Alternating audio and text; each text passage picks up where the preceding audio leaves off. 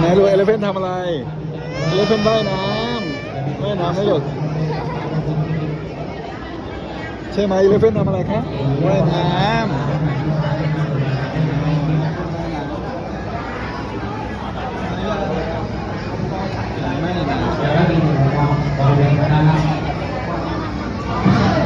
เดี๋ยวตอนนั้นพอเช่มาได้ดูข้างบนนะไม่ได้ลงข้างล่างตอนเล็กๆอ่ะ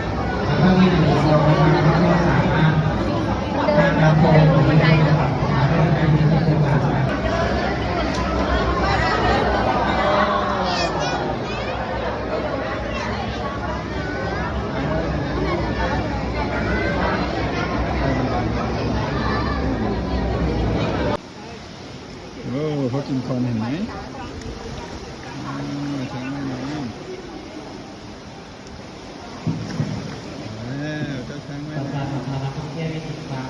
นะครับสำหรับกิจกรรมช้างเป็นการในเวลา 12:30 น.